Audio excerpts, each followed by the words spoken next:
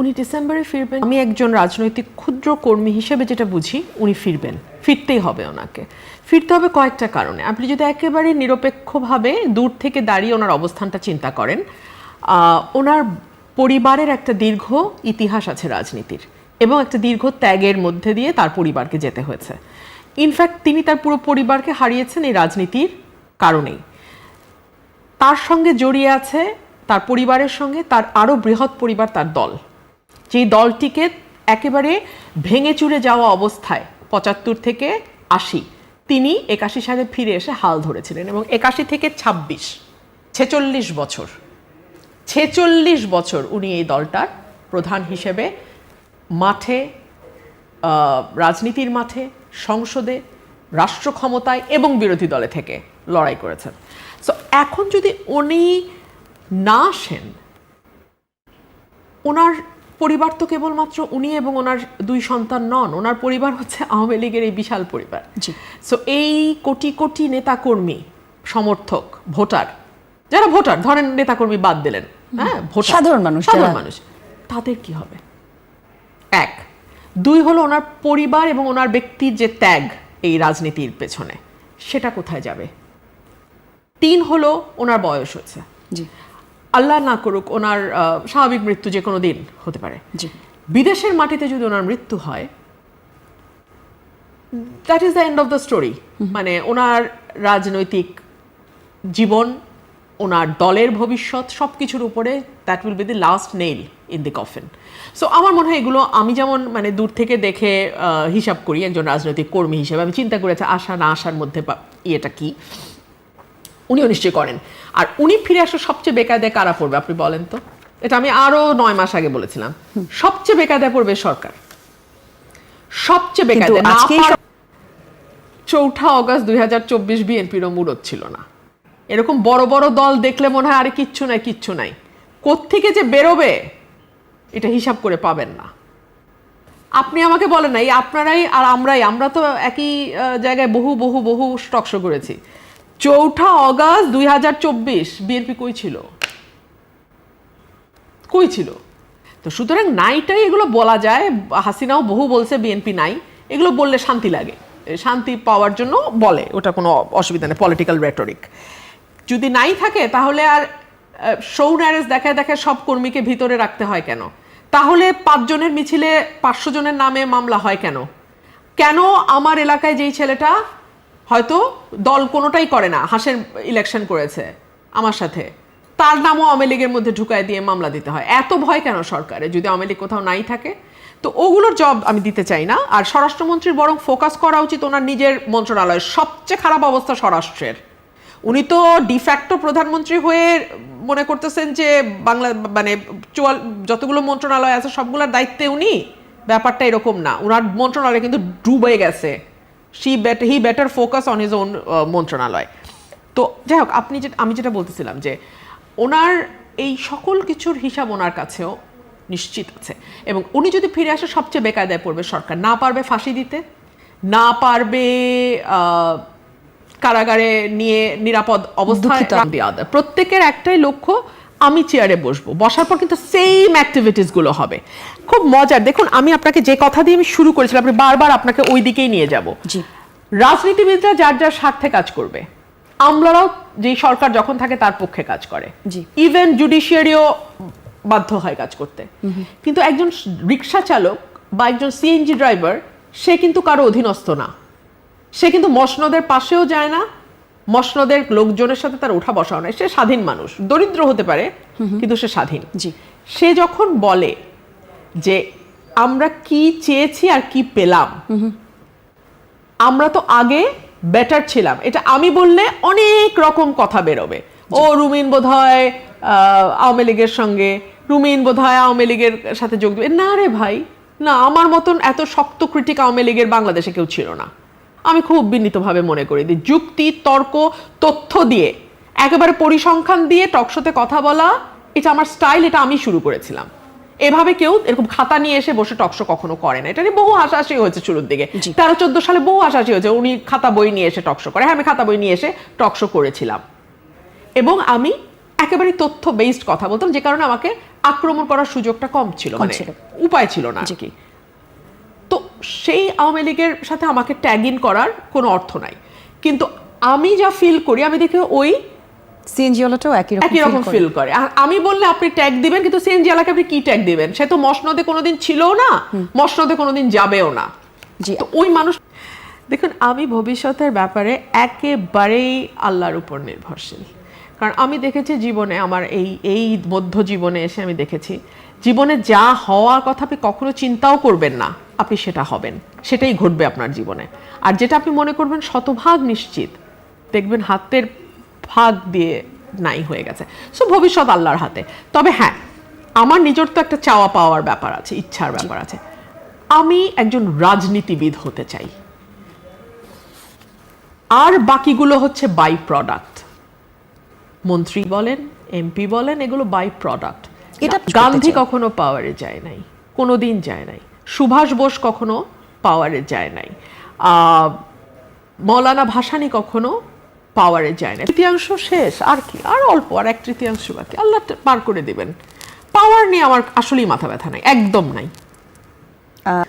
বরাদ্দ প্রায় পাচ্ছি না, এবং ওই মন্ত্রণালয়ে ঘুরে মন্ত্রীদের হাতে পায়ে ধরে বোধহয় কিছু কাজটা জানা যায়, সেগুলোও আসলে করছি না। হাতে পায়ে ধরা তো আর সম্ভব না, গিয়ে হয়তো বলতে পারি, বললে কতটুকু শুনবে মন্ত্রীরা আমি তাও জানি না। আর এইসব কারা মন্ত্রী হয়েছে দেখে কোনোদিন 15 বছরে দেখিও নাই। সো এদের সাথে যে আমার ম্যাক্সিমামের সাথে, সরি নট যে কাউকেই মন্ত্রীদের দেখি নাই, বাট ম্যাক্সিমাম মন্ত্রীকে আমি জীবনে দেখি নাই। সো এদের সাথে আবার পরিচিত হয়ে গিয়ে কথা বলাটা little difficult for me. So অনেক সময় বৃহত্তর স্বার্থের দিকেও তাকাতে হয়। আমি যদি সাধারণ মানুষের কথা না বলি, পার্লামেন্টের একটা মানুষ আপনি পাবেন না, কেউ বলছে না। মানে আমি চুপ থেকে দেখেছি যে কেউ বলে কিনা, না কেউ বলছে না। এনসিপি মাঝে মধ্যে 2-1টা কথা বলার চেষ্টা করে, বাট এর বাইরে কেউ বলছে না। হ্যাঁ, সো আমাকে বলতে হবে, এতে সরকারি বরাদ্দ আসুক বা না আসুক। আর মানুষের হাতে সব হিসাব থাকে, মানুষ দিন শেষে হিসাব করে ফেলে। কারণ কিছু না দিয়েও তো আমাকে কিছু দিতেই হবে। একজন চোর এমপি কতটুকু কাজ করে, আর আমি তো আমার পুরোটা দিয়ে কাজ করছি। সো কিছু না হলেও তো কিছু হয়। মানুষ কিন্তু, আমার দেশের মানুষ অল্পতে তুষ্ট, এবং তারা বুঝতে পারে। শোনেন, রাজনীতি তো একটু হুঙ্কার টুঙ্কার না দিলে তো হয় না। নেতা কর্মীদের একটু চাঙ্গা রাখতে হয়। নেতা না হয় আছে 10টা, আর কর্মী না হয় আছে 5টা, 15 জনকে তো চাঙ্গা রাখতে হবে। সেটা নিয়ে আমার কোনো বক্তব্য নাই। আমি সাধারণ মানুষের কথা শুনতে চাই, সাধারণ মানুষ কি বলে, কি ভাবে।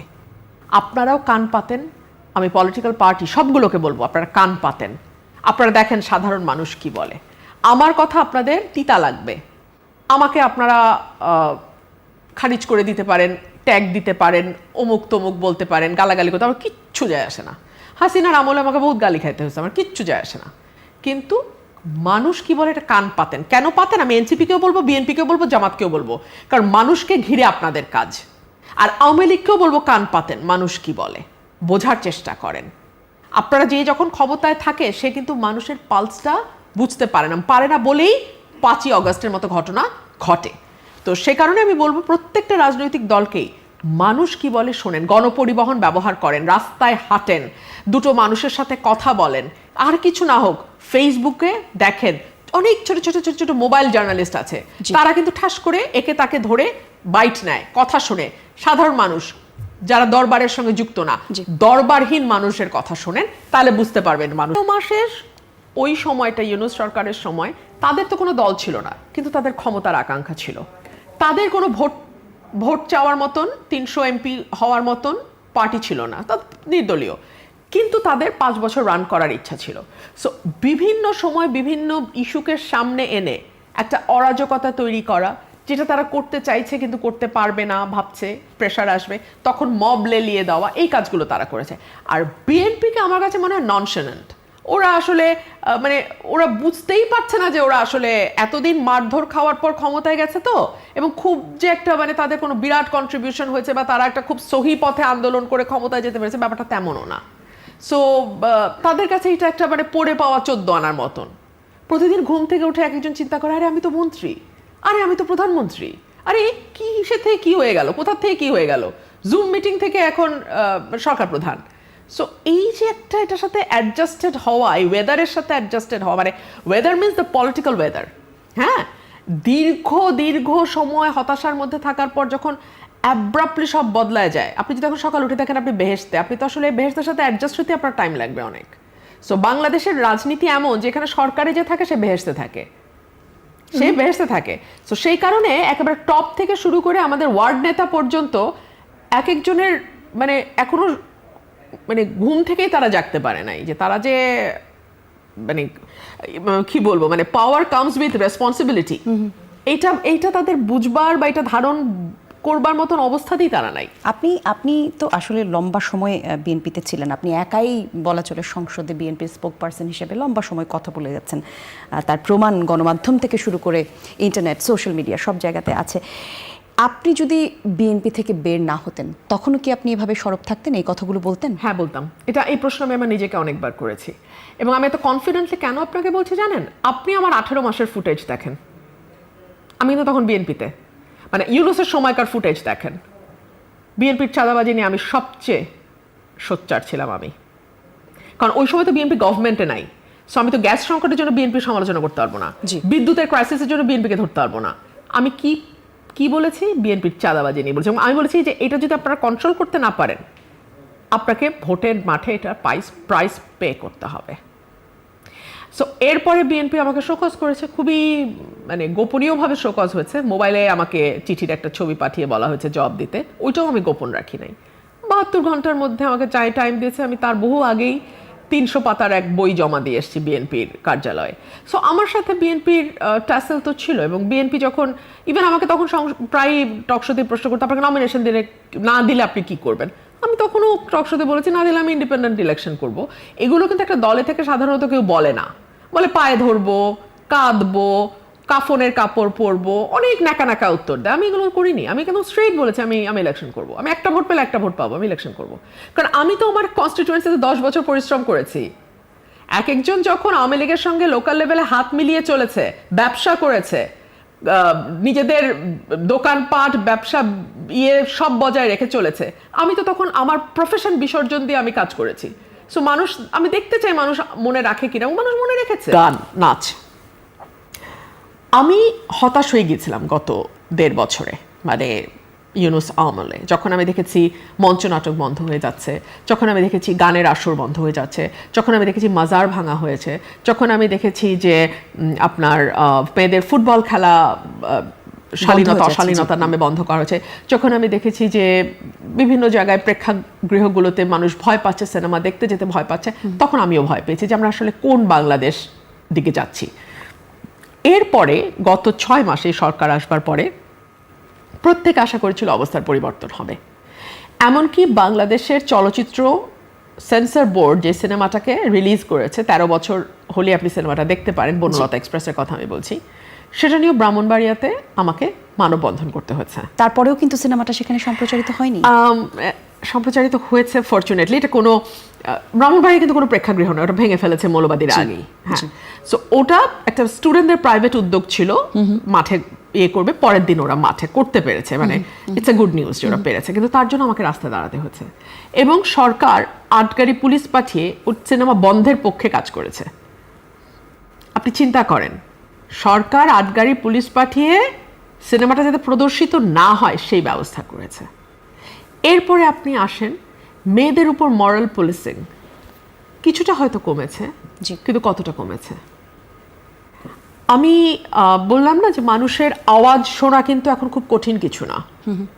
আপনি ফেসবুকে গেলে মানুষের আওয়াজ পাবেন। সাধারণ মানুষ বলছে যে, ধরেন যে সিএনজি ড্রাইভার বলছে আমি রাত 2টা-3টার সময় ট্রিপ মেরে বাসায় ফিরতাম, কোনোদিন ভয় লাগে নাই। এখন তো যাত্রী পাই না সন্ধ্যার পরে, কেউ তো বেরোতে চায় না। কোথায় ছিনতাই হবে, কোথায় একটা অপহরণ হবে, কোথায় তার নারী সদস্যের উপরে একটা লাঞ্ছনার ঘটনা ঘটবে। সো মানুষের মধ্যে এই যে ভীতি কিন্তু খুব ভয়াবহ। ভীতি এমন জিনিস যে যেটা অ্যাকচুয়ালি হবে কি হবে না তার চেয়ে ভীতিটা বড় হয়ে দাঁড়ায়। সো মানুষ খুব প্রয়োজন না হলে বের হয় না। আপনি লক্ষ্য করবেন, আমি কিন্তু গত 15 বছর রাত 12টা-1টা পর্যন্ত টকশো করেছি। তখন আমার কথাগুলো যাদের খুব মিষ্টি লাগতো তারা কিন্তু এখন পাওয়ারে কিংবা অপোজিশনে, অর্থাৎ দে আর দি পাওয়ার পার্সন নাও। আমাকে কোথাও টকশোতে দেখেন আপনারা? কারণ আমি 7টার পরে চেষ্টা করি বাসায় থাকার। অনুভব আমি করেন? অনিরাপদ বোধ করি। রাত 12টার সময় চ্যানেলের গাড়িতে আমি ফাঁকা রাস্তায় ফিরবো, আমি অনিরাপদ বোধ করি। হ্যাঁ, এটা আমি বলেছিলাম ইউনূসের সময়, তখন অনেক ট্রোল হয়েছিল আমাকে নিয়ে। আল্লাহ তার জবাব এই দেশের মানুষ যারা ট্রোল করেছিল তাদেরকে দিয়েছে। একটার পর একটা ঘটনা যখন ঘটতে শুরু করলো, এটার জবাব মানুষ